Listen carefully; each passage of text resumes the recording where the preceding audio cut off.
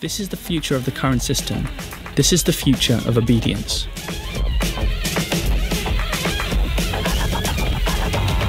In the coming years, corporate power will continue to pollute and poison the ecosystem and propel us into a world where there will be only masters and serfs. There will be no check to a system of governance designed to enrich a tiny elite and plunder an entire planet. Liberals, socialists, trade unionists, independent journalists and intellectuals, many of whom had once important voices in our society, will be banished and muzzled by corporate control through academia, culture, the media and government. It will create a power vacuum filled by speculators, war profiteers, gangsters and killers.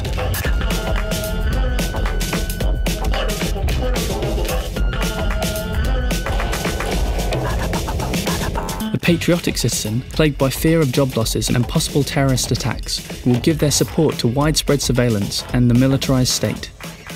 The money that could be used to house and provide food and health to millions will be channeled to the development of increasingly sophisticated weaponry, like drones or AGM-144 Hellfire missiles, which suck the air out of victims' lungs.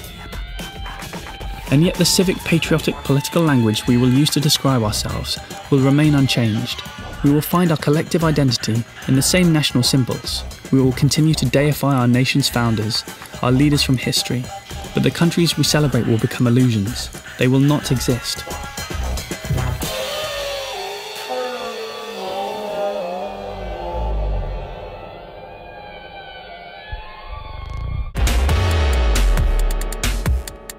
Ordinary citizens will increasingly suffer, and people will get scared. They will want to live their lives, raise their children and be happy, but this will not be possible. Standards of living will go down and unemployment will skyrocket. It will lead to random shootings and suicides. Acts of domestic terrorism will become commonplace, and the state will erode yet more civil liberties to control mass protests. Many will retreat into the dead talk of policy and analysis.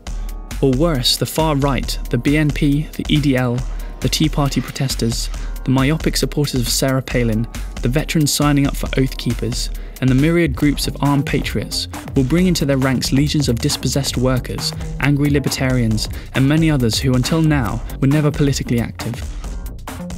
The attraction of the right wing and the war makers will be that they appear to have the courage of their convictions. And it will not be right-wing parties that gain support, but far-right wingers who will sweep the polls.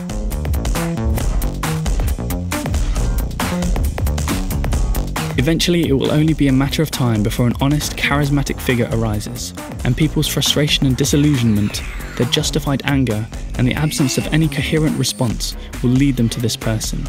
All he or she need believe is that there is an enemy, someone to blame. These movements will eventually mutate into full-blown fascist movements. We will be told that we have to defend ourselves and the honour of the nation. Military force will be exalted, and people will be beaten up. They will begin to advocate violence. The deterioration of political systems will generate resentment. The resentment against the disenchanted secular world will find deliverance in the ecstatic escape of unreason. Societies that do not reincorporate the unemployed and the poor into the economy, giving them jobs and relief from crippling debt, become subject to the hysterical mass quest for ecstatic deliverance in the absurd.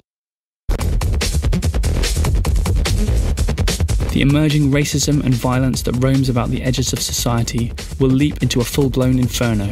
The hatred of radical Islam will transform itself into hatred for Muslims. The hatred for undocumented workers in states such as Arizona will soon become hatred for Mexicans and Central Americans. The hatred by those defined as American patriots, a largely white mass movement, will become a hatred for African Americans. The hatred for liberals will morph into the hatred for all democratic institutions, from universities and government agencies to cultural institutions and the liberal media. They will see themselves and the values they support swept aside.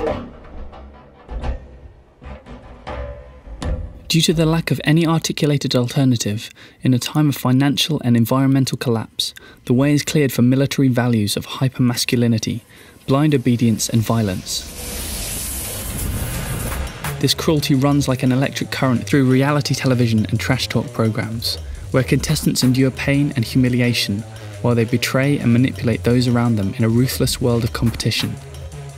These are the values championed by an increasingly militarized society and the manipulation and dishonesty in the financial sector.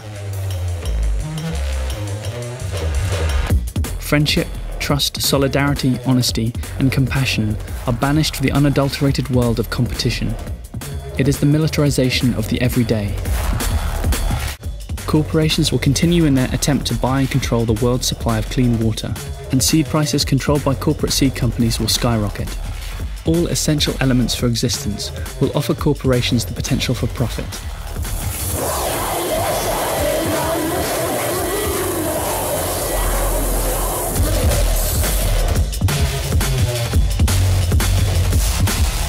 And the demand for capitalist expansion, in a time of growing scarcity and environmental collapse, means that we will endure harsher forms of abuse and repression.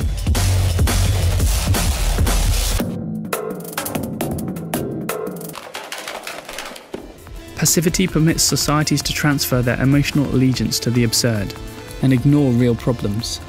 It exacerbates despair. It keeps us in a state of mass self-delusion. Once we are drawn into this form of magical thinking, the structure and goals of the corporate state are not questioned.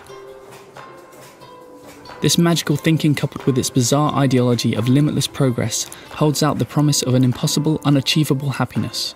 It has turned whole nations into self-consuming machines of death.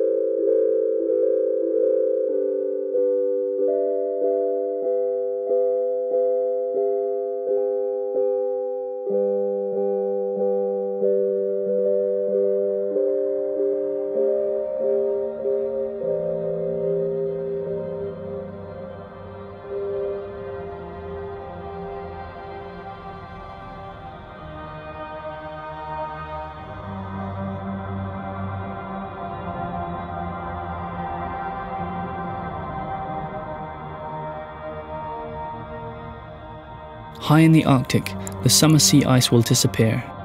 The dark water that remains absorbing more solar radiation than reflective white ice, significantly increasing the rate of global warming. The Siberian permafrost will disappear, sending up plumes of methane gas from the underground. The Greenland ice sheet and the Himalayan Tibetan glaciers will melt. All remaining nations and corporations will make a rush for the polar regions. Huge fishing trawlers will rip up the seafloor and kill corals, bryozoans, tube worms, and other species that nurture new schools of fish. They will leave behind barren underwater wastelands of mud and debris. Forests will be cut down incessantly for fuel and commodity. Water will become contaminated. Air will become saturated with carbon emissions. Soil will be depleted. Acidity levels in the oceans will skyrocket. Atmospheric temperatures will soar. We will push the other animals we share this planet with towards extinction. The Earth will become ecologically impoverished. And someone, somewhere, will make obscene sums of money from it.